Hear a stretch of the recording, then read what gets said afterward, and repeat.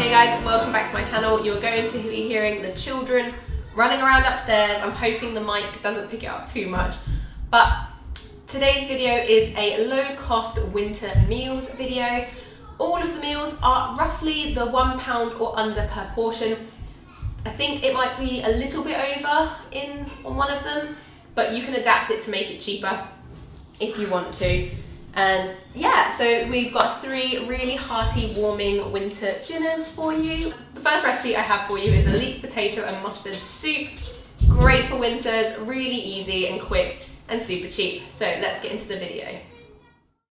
We have 2 large leeks, some Dijon mustard, about 3 tablespoons worth, 3 large cloves of garlic, 2 bay leaves, then a couple of stock cubes. I mix and match to get all the flavour I need, but you can use whatever ones you want, of course. Then 2 large handfuls of potatoes, or like 2 large potatoes. I have quite small hands, so 2 large handfuls for me, or 2 very large potatoes.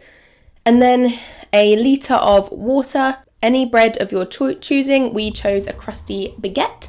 And then I forgot to point it out here, but also some butter for frying off, or you can use olive oil as well. But these are the ingredients, and I'll put up on the screen how much it costs for the whole meal and per portion. So first we're going to start off by chopping up our veg. I cut up the leeks into half moons, and then I just chop up the potatoes into small cubes. You don't have to be particular because you are going to be blending all of this up. I'm also going to prepare the garlic cloves and crush them as well, and just preparing everything to go into the frying pan. Once I've chopped all of the veg, so the leeks, the potatoes and the garlic, and put that in this big bowl that you can see here, I turn on my hob and melt the butter in a pan. Once that has melted, I'm then going to add all of the leeks, potatoes and garlic that I just prepared, add them in and fry them off for about 5 minutes. Make sure you kind of keep mixing it so that it doesn't stick. And yes, I am in pyjamas while I am filming this. Please do not judge me. After 5 minutes, I then am going to add in a couple of bay leaves. And then I'm going to add in the 2 stock cubes as well. So I have a stock cube and then a stock pot. That's just what I'm using, but again, like I said, any stock that you want to use. And then I'm going to add in a litre of water. So I put in the stock and the bay leaves, add in a litre of water. If you feel like you'd like your soup runnier, then add more water. If you'd like it less runny, add less. Once I've added in the litre of water, I'm then going to add in 3 tablespoons of Dijon mustard. I didn't have enough Dijon mustard, so I added in some English and American mustard. And then I'm just going to let that stew and boil on the stove for about 15 minutes until the potatoes have softened. I add in some salt and black pepper, again to taste. If you don't want to add as much, then you don't need to. If you want to add more, you can. And then make sure you take them bay leaves out, because I have done this before and forgotten. Do not forget your bay leaves, people. Once I have discarded those, I'm going to add in all of the mixture into my blender. If you have a handheld blender, immersion blender, then you can use that. I don't have one of those, so I'm just going to use my main blender. And then that's it. I chose a terrible bowl to present this in, well, to eat this in and to film it. It shouldn't have been in a yellow bowl. It is quite a thick soup. I like my soups very thick, so if you don't like them as thick, then you obviously can put in more water. I like to top it with some sriracha mayo for a bit of kick, and I'm having this with some hummus bread. And it's a really hearty, warm, filling dinner. It's super, super cheap and satisfying. So that was recipe number 1. Now recipe number 2 is probably my favourite from the bunch, because it's so cheap and easy, and it's just such an easy thing to have and make. So this is a take on the feta and tomato pasta that was around on TikTok a few years ago. Instead, I have made it more wintry. We've got a butternut squash and feta pasta for you. So let's get into the recipe number 2. Meal number 2 is most likely the easiest of the bunch, and I love making this as lunch for me and the boys that we can take out when we're out for the whole day. All you need is some olive oil, or any oil you want, but I've got olive oil, some plain pasta of your choice, whatever pasta you want, again, a butternut squash, some feta cheese. I've got vegan feta cheese, but if you go for the Greek salad cheese, I think is what it's called in the shops. It is a lot cheaper because this Greek cheese was $1.99 for the vegan one, but if you go for dairy one, I think it's 80p. And then I've chosen to also add in tomatoes into this, but you don't have to. And it's a take on that like TikTok meal trend that I saw a couple of years back, where they do like feta and tomatoes, but instead of the tomatoes, I'm gonna roast the butternut squash. And it makes it way more filling, more autumnal, wintry. So first thing you're gonna do is cut and roast your butternut squash. I tend to do this when I've got other stuff going in the oven, and I do it a few days before and just leave it in the fridge until I'm ready to eat it.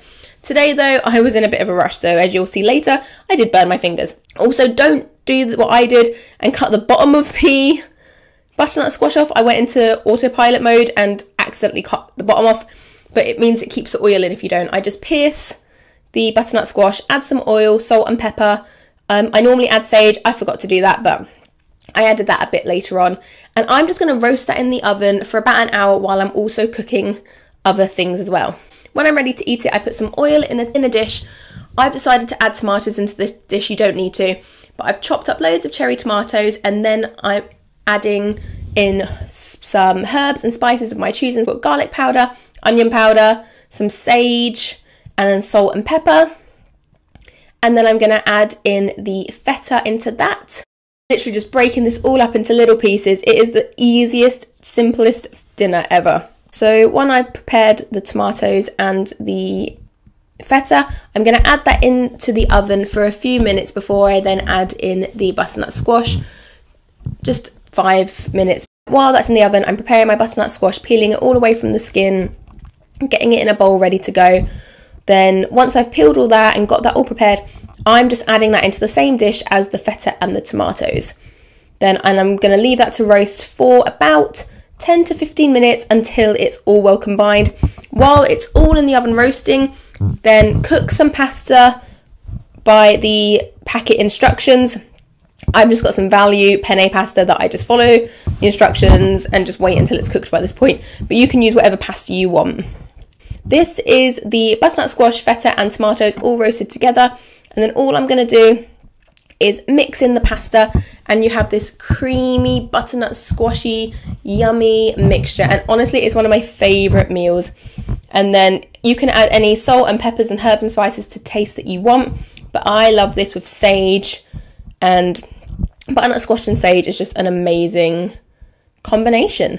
So I then add this into the oven for a couple more minutes just to warm all together. But that is the second meal. And honestly, so simple, so easy, and so yummy. And finally, recipe number 3 is a no beef stew.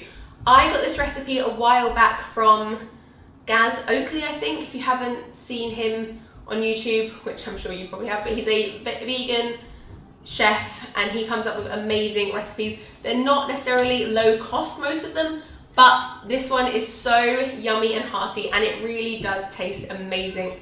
It's got some odd ingredients in there, but it is really, really good, and I've slightly adapted it, ever so slightly, but the credit definitely goes to him. I have not come up with this recipe, but it is amazing. So let's get into the third and final recipe, which is the no beef stew. Use about 100 grams of poi lentils, about 2 large carrots, 2 celery sticks, then about 200 grams of a winter veg of your choosing. I had a leek that needed using badly, so I've used that, but you can use like parsnips or swede or anything else you'd like. About 300 grams of mushrooms, an onion, a few cloves of garlic and tomato puree, a bay leaf and a couple of stock cubes. You've also got some rosemary and thyme, Marmite, soy sauce, balsamic vinegar, and 250 mils of red wine. I'm going to put all of the specific measurements down in the description box. And then we have the stew with some roast potatoes on the side. This is such a hearty, warm meal. It is perfect for a really cold winter's day. I also forgot to add as well, you do need 3 tablespoons of flour that helps thicken the whole meal as well. I'm going to start by prepping all of my vegetables. And yes, I'm very aware that I chop my mushrooms strangely. I don't like the texture of mushrooms, so I chop them very small and very strange. But I'm chopping up the 300 grams of mushrooms. I'm chopping into half moons the 2 carrots, and I'm dicing up the celery as well. And then I also half moon cut up the leek into half moon shapes as well. Also the onion, gonna dice that up as well. Prepare the garlic and just pretty much put it all in one bowl because it's all gonna be going into the pot together.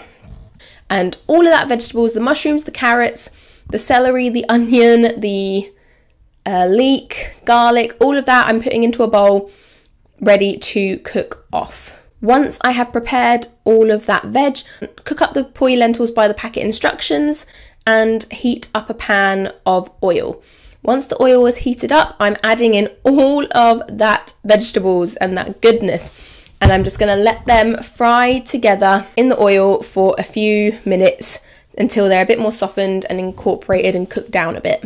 Then I'm also going to add the bay leaf, the thyme and rosemary, and leave that to cook a bit longer. Then I'm going to add 3 tablespoons of flour, plain flour, and a few tablespoons of tomato puree. I just tend to eyeball it, but around 2 tablespoons should be fine. And again, leave that to cook for a bit longer. Once that's cooked and it's starting to slightly stick to the bottom, you're going to add around 250 mils of red wine. I just buy the cheapest red wine I can possibly find in the shops because it's only for cooking with anyway. We're also going to add in 500 mils of water and the stock cubes. Oh, and then when the poi lentils are finished softening, I then add them in as well. We're also going to add in about a tablespoon of Marmite, a couple of tablespoons of soy sauce and balsamic vinegar, and just let it all cook and stew together for as long as you want. The longer you leave it, the better it will taste. These are the ingredients that give it that really meaty taste. And they seem really strange, and I was really shocked when I first did this recipe many moons ago, but honestly it is super good.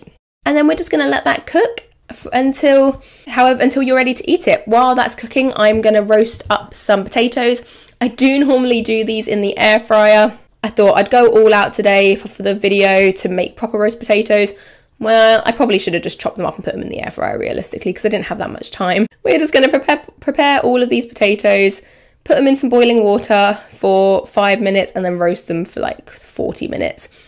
Once they have all been cooked, then we've got our butternut squash and feta pasta, our no beef stew, and our anemic looking roast potatoes because I ran out of time. But that is the 3 meals I have for today, guys. I hope you enjoyed them. I hope you enjoyed this video. I'm finding it harder each time to find time to film these videos.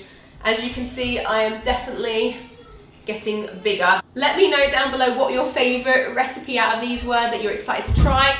If you do make any, share them with me on Instagram. I'm not very good with Instagram, but I do check it. So share them on Instagram if you make the recipes.